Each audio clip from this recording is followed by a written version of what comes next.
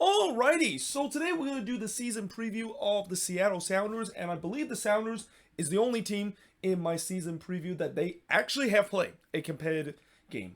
If you guys remember, they play in the Club World Cup game against Al Ali, and that was definitely a disappointing result for the Sounders, knowing that this was a historic moment, not just for them, but just for MLS in general. First time we've seen an MLS club playing in the FIFA Club World Cup, and unfortunately, they lost that one in a heartbreaking fashion against Al Ali. But I think, despite the fact that they have played that one competitive game, it's still kind of hard to say that that is a game to judge of how the Sounders is going to play this season. I mean, I have no doubt that this team is going to be competitive again. I think that game is not an indictment in terms of the fact that the Sounders will struggle again because, coming into this one, we knew that they were going to probably struggle in that one, knowing that they have just come off of their first competitive game in 3 months and against a team that is already in mid-season form. And in other words, it's basically the same thing that many MLS teams have faced when they play their first round of CCL game, and how, remember how the first round of CCL game usually are happening before the season even begin for most MLS team.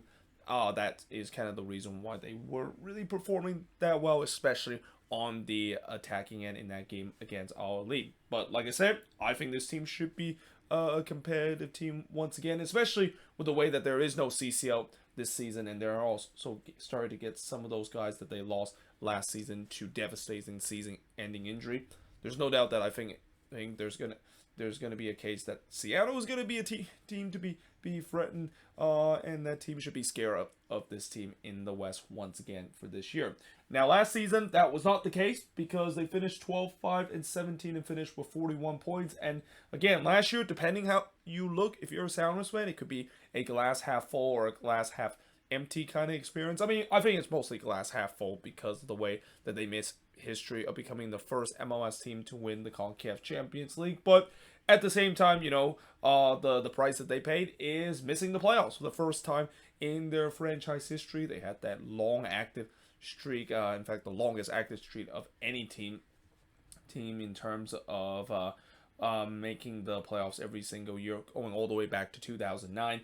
And that came to an end last year with a 12-5-17 record and finished with 41 points, and did not make it to the playoffs and finish in 11th place. But prior to that, it was 4 consecutive second place finish. First in 2021, they finished with a 17-9-8 record and finished with 60 points, but they did suffer that shock loss against RSL in the first round and in a PK shootout. In 2020, they went all the way to MLS Cup. In fact, they were the defending MLS Cup champion, and I think they were one of the few defending MLS Cup champion to make it back to the big game. But unfortunately, they weren't able to repeat as champion despite having an 11-6-5 record and finish with 39 points in the COVID-shortened season. They lose to the Columbus Crew in that MLS Cup. But prior to that, they did win the MLS Cup against Toronto FC after finishing second with a 16-8-10 record and finished with 56 points. And then in 2018, they finished with an 18-5-11 record, also finishing second and finished with 59 points. But that's definitely not a season that Sounders fans want to remember, especially in the playoffs when they lost it to their hated rival, the Portland Timbers, in the second round as part of a rare Cascadia derby in the playoffs. Now, in terms of some of the transfer the Sounders have made, not really a lot of transfer that they made. I mean, the only addition that they had is a bear, or at least the most notable one, coming from NYCFC, and should add more depth in terms of that number 9 position. They also got Sota Terra in the offseason. But in terms of some of the players that's no longer with this team, Samuel Aderian, of course, picked up by St. Louis City back last season. Jimmy Majanda going to, I believe he's going to the Columbus Crew, if I'm not mistaken. Longtime favorite Will Bruin is going to Austin FC. So the good news for Will Bruin is that he's still going to be wearing green, but it's not the rave green that he's going to be wearing instead of the Verde green that Austin FC, of course, will be wearing. And again, it will take sometimes of me kind of imagine Will Bruin wearing an Austin FC jersey, and I'm pretty sure that's the same for Sounders fans because, again, he's not only one of the fan favorite in this team, but a guy that has been with this team for a very long time, and it's sad to see him eventually believe if you are a Sounders fan. And they also lost Alfonso Ocampo Chavez, who's also going to Austin FC, a guy that is looking to try to get more minutes after he hasn't really been getting a lot of minutes for the Sounders team, and are kind of unfortunately part of these young Sounders players that came out of the academy and just aren't able to break into the starting 11 because their starting 11 has already been stacked with some really good players. Now, in terms of strength of this team, as it is the case pretty much every single season, this team is really good at every part of the field. I mean, the core that they've been having really for the past couple of years is still strong and intact. Though, again, I will say that, there are some part of that core piece is started to age a little bit. Nico Ladero, he is started to get up to that age where he is going to start to decline a little bit, and Father Time may catch up to him. And the same goes with Raul Ruidiaz, who has really been battling with injuries problem, at least in the last 2 seasons. But other than that, the attack, the midfield, and the defense is very balanced. And also the goalkeeper, Stefan Frey, one of the best goalkeeper in this league, no doubt about that. So yeah, pretty much almost everything on this team is a big strength coming into the season. The only weakness I will say is, well, there's actually 2 weaknesses I can see. One weakness is the depth. This team, when you look at the depth chart, I mean, they do have some guys that are part of the depth chart on this team, but some of those guys are definitely not as good, and you definitely do see a bit of a drop off in terms of some of the starting players in the starting 11, and then some of the players that is playing behind them and are second in line. And that's kind of something that we haven't said about the Sounders a lot, because for a while this team not only is a very good team in terms of when they do play their starting 11, but this team is also deep too. This team in previous years has been able to have guys that can come in straight away and still make an impact.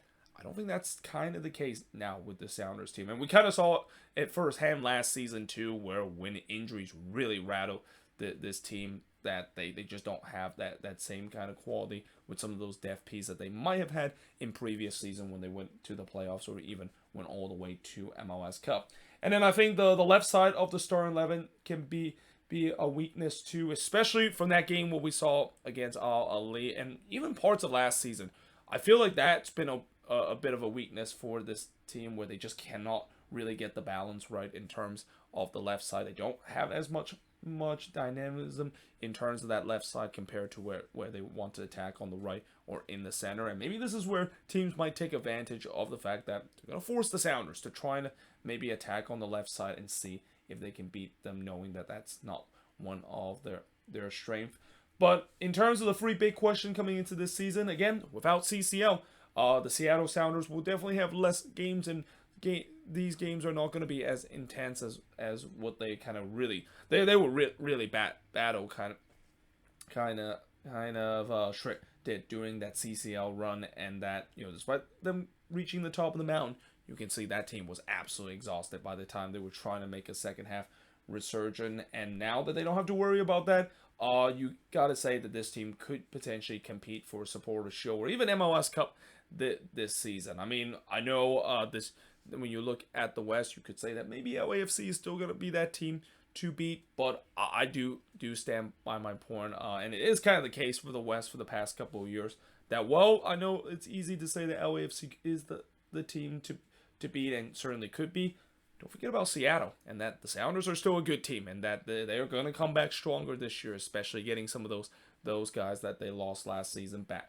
So I think they can definitely use that and perform very well in the league to maybe even compete for Supporters' Shield or trying to get back to MLS Cup and continue what could be a kind of, I mean, I don't want to use the word dynasty, because I think the Sounders, it's hard to believe they've only won 2 MLS Cup, despite the fact that it feels like every single year they've been in MLS Cup. But yeah, this is something that they definitely want to get back, especially knowing the core is starting to age a little bit and they might have to retool as soon as next season. This maybe be the last time where they're actually going to get prime productivity out of their core and go for an MLS Cup or even a Supporters' Shield run. Will they add more quality depth piece during this season? I think they have to, and especially at the back, where we talk about quality depth pieces that could be questioned in terms of the midfield. they don't really have a lot of depth in terms of at the back. If one of those center backs, either Yamar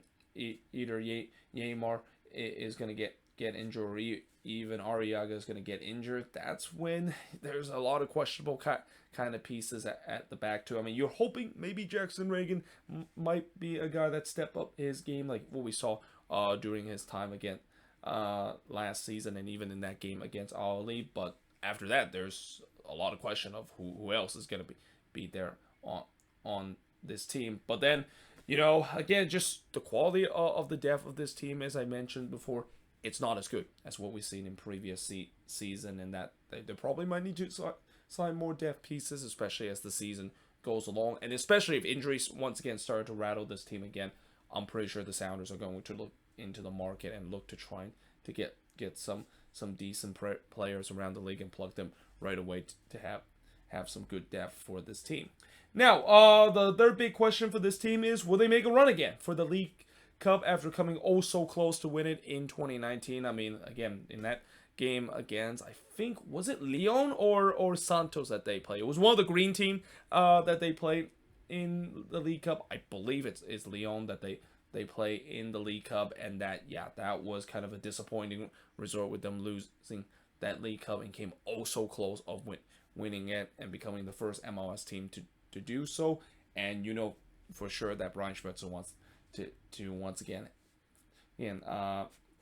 not only win the League Cup, but also start meeting a couple of Liga MX team, because while they're not in CCL, there's the next best thing in terms of the League Cup, in terms of playing against those Liga MX opponent. And it feels like, at least from what we've seen the past couple of years, the Seattle Sounders has been fry in terms of playing these Liga MX opponent. They have done a very good job, probably the best out of any team that I've seen in the past couple of years. And overall, I'm pretty sure they're looking to take League Cup seriously and looking to try to win that as a trophy, because after all, this is a team that it's at every season, what is considered a success is at least bring a trophy. If they don't win a trophy, it's going to consider to be a failure of a season.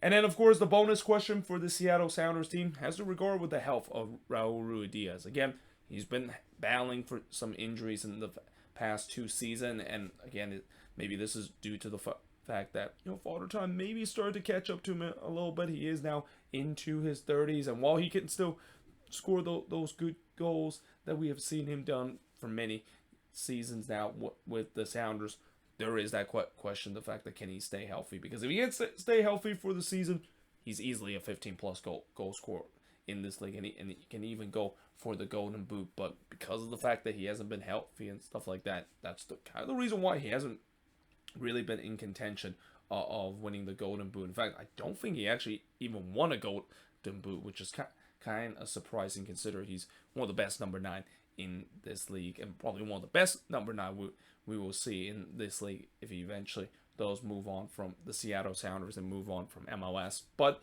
either way, let me know in the comments below if you're a Sounders fan. What do you think of this video, and what do you think coming into this season your strength and weakness is? And also, 3 big question facing this team heading into this upcoming season. But until then, hope you guys enjoyed this video. If you do, make sure you guys like, smash the subscribe button, and I of course will see you guys next time.